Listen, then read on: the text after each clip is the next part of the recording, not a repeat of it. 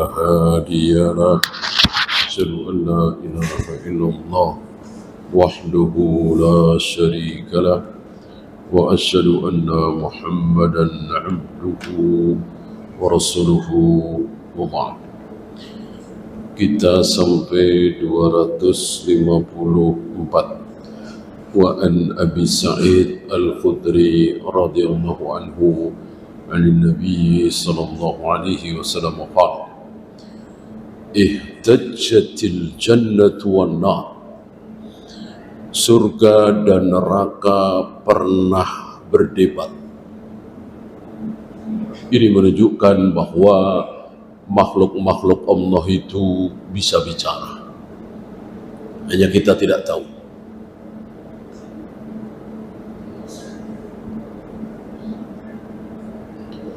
Kita pernah diberitahu, para sahabat diberitahu oleh Allah, ada sebuah batang kurma yang menangis saat ditinggalkan oleh Nabi SAW. Ini hanya salah satu saja, menunjukkan bahwa semua makhluk Allah itu bisa berkomunikasi. Hanya kita tidak tahu. Ini salah satunya. Ihtajjatil jannatu wan nar. Surga dan neraka pernah berdebat. Faqalatin nar. Neraka berkata di hadapan surga, fi al-jabbaruna wal mutakabbirun.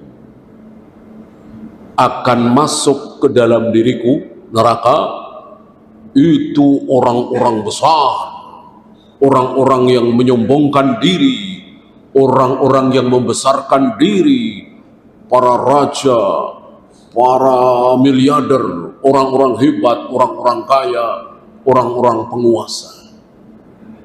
Tentu yang tidak taat kepada Allah dan Rasul. Ya. Wa qalatil jannah.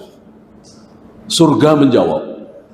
Surga mengatakan, fi du'afa'un nas wa masakinuhum. Adapun yang akan masuk dalam diriku di surga adalah manusia-manusia lemah, orang-orang miskin, orang-orang rendahan. Ini sesuai dengan sabda Nabi yang lain, ittala'tu fil jannati fara'aitu aktsara ahlihal fuqara. Pernah ditampakkan surga kepadaku, aku menyaksikan mayoritas penghuninya adalah orang-orang miskin. Dan pernah ditampakkan neraka kepadaku, mayoritas penghuninya adalah wanita. Wanita. Kenapa ya Rasul? Apakah mereka kufur? Iya. Yakfurnal asyir. Kufur terhadap suami. Kufur itu tidak bersyukur. Udah dikasih uang, udah dikasih nafkah, kadang-kadang dibelikan mobil, rumah, atau mungkin ya sebisanya suami. Bukannya terima kasih, malah kufur. Tidak taat kepada suami, menjelek-jelekkan suami, melarang suami, begini, begitu.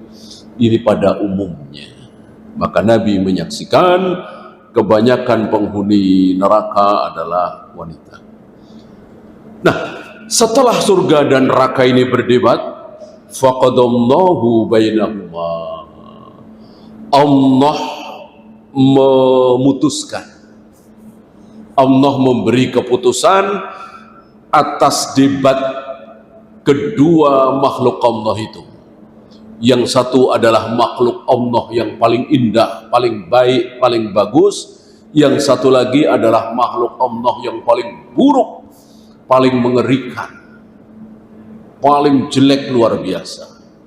Ini lawan katanya ya. Apa kata Allah? Apa keputusan Allah? Innakil jannah, wahai surga, innaki rahmati arhamu biki man asya. wahai surga, engkau ini aku jadikan sebagai rahmatku, yang dengan engkau aku merahmati siapapun yang aku kehendaki. Jadi kalau Allah memberikan rahmat kepada seseorang, dia masuk surga. Gitu ya. Maka kata Nabi, tidak ada orang masuk surga gara-gara amal. Gara-gara sholatnya, gara-gara saumnya, gara-gara zakatnya, gara-gara hajinya, jihadnya, enggak. Karena apa ya Rasul? Karena rahmat Allah, dia mendapatkan rahmat Allah. Nabi juga ditanya lagi, termasuk engkau ya Rasul?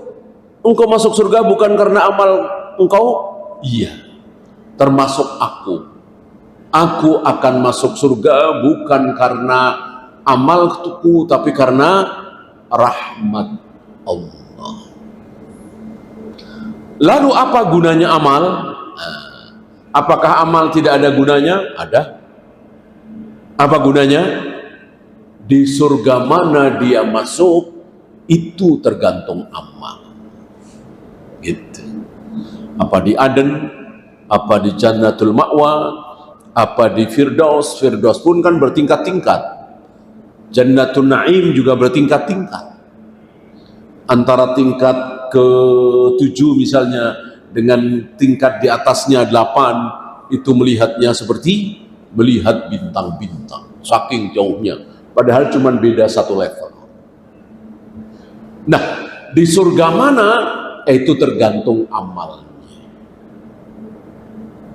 Gitu ya. Adapun masuk surganya itu sendiri tidak ada hubungannya dengan amal, tapi hubungannya dengan rahmat Allah. Wa innakin nar, dan engkau wahai neraka, azabi, engkau adalah azabku. U'adzibu biki man asya, aku mengadab siapapun yang aku kehendaki dengan engkau, lewat engkau wahai neraka. Jadi azab yang sesungguhnya bukan tsunami, tanah longsor, banjir, dibantai oleh musuh, bukan. Azab yang sesungguhnya adalah neraka. Ya, berapa banyak saudara-saudara kita yang hari ini terkena longsor, terkena tsunami, terkena gunung meletus, tapi sekarang sedang bergembira ria, sedang berbangga di sisi Allah, inda rabbihim yurzaqun, berterbangan seperti burung-burung hijau, dikindil di bawah arsy. Sementara kita merasa kasihan dengan jasadnya membusuk, tangannya putus, kepala dengan badan terpisah. Kasihan sekali di mata kita. Tapi dia sedang merasakan kenikmatan yang luar biasa. Antum masih ingat peristiwa Bi'ru Ma'unah? Itu kan ada puluhan sahabat yang dibantai mati. Nah, sahabat yang dibantai ini mendapatkan kenikmatan di sisi Allah. Tentu belum masuk surga ya, tapi sudah mendapatkan kenikmatan. Kan alam kubur itu, alam barzah itu ada azabnya, ada nikmatnya. Nah, ini dia mendapatkan nikmat. Nah, dia kirim salam. Dia kirim salam kepada Rasul dan para sahabat. Intinya mengabarkan bahwa kami mendapatkan kenikmatan yang luar biasa, yang seumur hidup di dunia kami belum pernah mendapatkan kenikmatan seperti ini. Susullah kami, susullah kami. Dan ayat itu sempat dibaca oleh Rasul dan para sahabat, tapi tidak lama ayat itu mansukh, dihapus lagi oleh Allah. Allah tarik kembali ke langit, kembali kepada Allah, karena Al-Quran memang minhu bada'a wa ilaihi ya'ud. Al-Quran itu datang dari Allah dan akan kembali kepada Allah. Sudah ada beberapa ayat yang kembali lagi kepada Allah.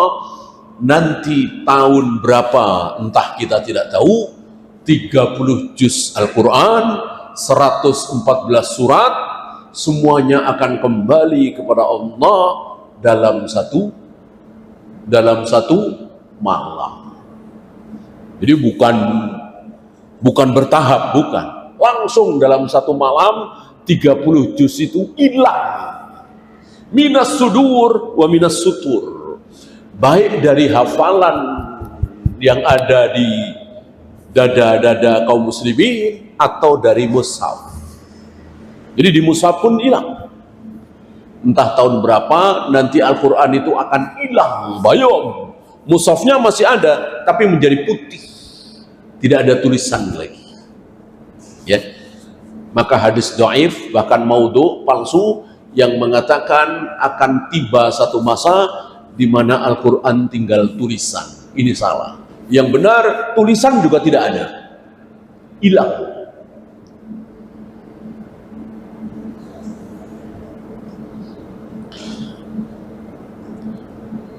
Walikilaikuma alayya mil'uha. Dan untuk kalian berdua, wahai surga dan neraka, masing-masing ada isinya. Masing-masing ada isinya, alayya, dan itu urusanku. Itu bukan urusanmu. Jadi kalau surga menginginkan si fulan ingin masuk ke dalam dirinya surga, Allah nggak mau, ya nggak jadi. Surga nggak pengen si fulan ini masuk ke dalam dirinya dalam surga, tapi Allah mau, ya jadi. Dan begitu seterusnya. Jadi alayya, ya. Dan sudah selesai. Ya, sudah selesai. Siapa yang akan masuk surga, siapa yang akan masuk neraka, sudah selesai. Selesai di mana? Di mata Allah, di ilmu Allah. Kalau kita ya tidak lah. Ya, kita nggak tahu. Apakah kita ini akan masuk surga atau neraka, kita nggak tahu. Allah sudah tahu belum? Allah sudah tahu belum? Ya sudah. Sudah. Bahkan sebelum surga diciptakan, Allah sudah tahu siapa-siapa saja yang akan masuk surga. Ketika neraka diciptakan, Allah sudah tahu siapa-siapa saja yang akan masuk neraka. Tidak ada yang tidak diketahui oleh Allah. Ya, rawahu Muslim, hadis ini sahih, riwayat Imam Muslim. Ada cukup banyak fawaid dari hadis ini, saya bacakan. Kamalu ilmillahi alladhi ya'lamu ma yakunu kaifa yakun. Betapa sempurnanya ilmu Allah itu. Sempurna. Sampai ketika Allah ditanya, ya Allah, siapa yang akan masuk neraka kali ke-10? Bisakah Allah jawab? Bisa. Siapa yang akan masuk neraka urutan ke 10.567? Bisakah Allah jawab? Bisa. Ya. Atau, ya Allah, jika si fulan ini masuk neraka, urutan keberapa ya Allah? Bisakah Allah jawab? Bisa. Sudah selesai, sudah jadi. Tapi itu ilmu Allah. Jangan coba-coba kita masuk. Karena surga neraka kita sudah ditentukan oleh Allah, ya udah pasrah saja. Nah, ini namanya ingin masuk ke ilmu Allah. Kita nggak tahu. Karena kita nggak tahu, sudah kita memohon, kita merengek, kita merintih supaya selamat dari neraka, supaya masuk surga. Karena kita nggak tahu. Sebagaimana antum tidak tahu kan, kalau nanti sore, nanti malam sampai rumah apa tidak, antum nggak tahu kan? Padahal Allah sudah tahu. Gitu. Nah, Allah sudah tahu kan bahwa nanti malam, nanti sore antum akan sampai rumah antum masing-masing jam berapa, di menit yang keberapa, di detik yang berapa, Allah sudah tahu. Tapi antum nggak tahu kan? Karena antum nggak tahu, maka antum nyari bus, nyari kereta, atau nyetir, angkot dan seterusnya, taksi. Karena nggak tahu. Gitu. Kalau tahu ya udah diem aja. Rebaan di sini atau di kantor, ntar juga sampai ke rumah sendiri. Kalau tahu, Kan nggak tahu. Ya kan? Itu sekedar kita pulang ke rumah masing-masing. Gimana surga dan neraka? Maka bodoh sekali orang yang mengatakan berhubung sudah ditentukan, ya sudah kita pasrah. Bodoh. Dan tidak konsekuen. Ya. Kalau mau seperti itu silakan, tapi harus konsekuen.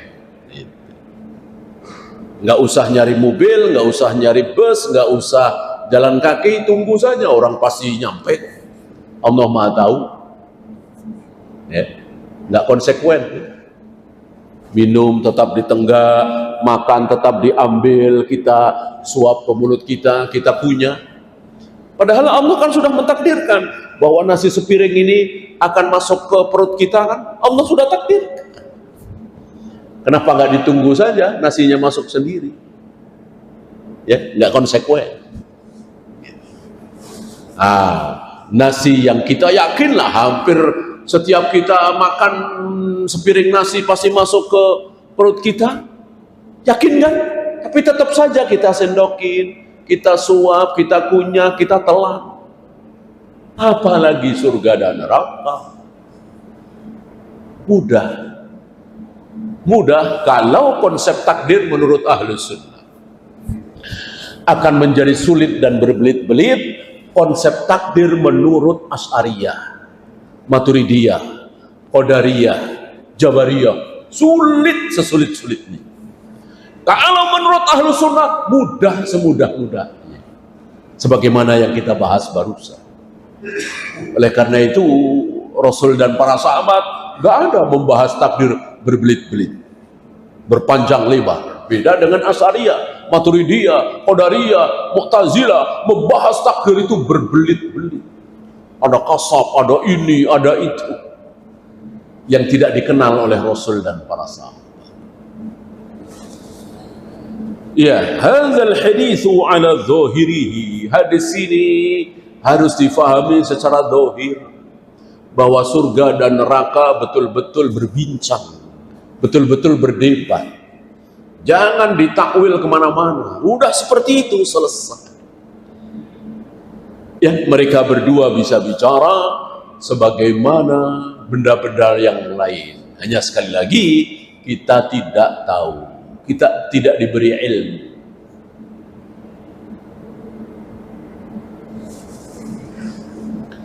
Oleh karena itu ada seorang nabi yang pernah berbicara kepada matahari. Innaki ma'muratun wa ana ma'mur.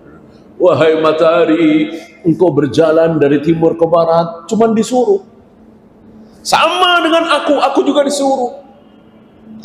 Yang menyuruh engkau dan yang menyuruh aku sama-sama Allah. Engkau disuruh beredar dari timur ke barat, aku disuruh berjihad melawan bangsa ini. Padahal ini waktu sudah mepet, habis asar, belum sholat asar dan seterusnya. Lalu Nabi ini Yusha bin Nun memohon kepada Allah supaya menahan jalannya matahari untuk beberapa waktu. Gitu ya. At-tawadu'u lillahi wa khifdul janahi lil mu'minin sababun fi rahmatillah wa dukhulil jannah. Tawaduk di hadapan Allah, merendahkan diri di hadapan sesama muslim. Jadi sunnah bagi kita di hadapan sesama muslim itu merendahkan diri, jangan menyombongkan diri ya. Beda di hadapan orang-orang kafir, kita disuruh sombong ya. Udah tahu atasannya ulang tahun atau Natalan, kita nggak ngasih selamat, kan sombong. Kalau kata manusia kan sombong. Nah memang disunahkan sombong terhadap orang kafir ya. Jangankan atasan, ibunya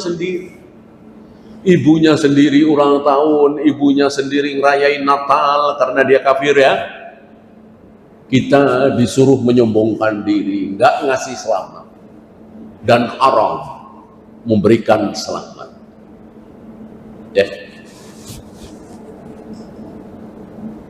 Al-kibru wal bataru tariqun ilan nar. Kesombongan, menolak kebenaran, itu jalan menuju neraka. Maka sebaliknya, kalau tidak ingin masuk neraka, jangan sombong. Tundukkan diri kita, rendahkan diri kita, terutama di hadapan ayat, di hadapan hadis. Gitu. Walaupun kita tahu persis nih, walaupun ilmu kita bertentangan nih. Saya dokter ahli tentang lalat misalnya, ya kan? Ilmu yang saya miliki, sayap kiri, sayap kanan lalat sama saja. Tiba-tiba saya tahu sabda Nabi bahwa lalat sayap kanannya dan kirinya beda. Yang sebelah beracun, yang sebelah penawarnya. Maka kalau masuk ke minuman kita, celupkan sekalian biar impas. Tidak sesuai dengan ilmu yang saya pelajari selama puluhan tahun, maka saya harus merendahkan diri. Ini Allah nggak mungkin salah, kan Nabi dari Allah, nggak mungkin Nabi ngarang sendiri. Wa ma yantiqu anil hawa in huwa illa wahyu yuha.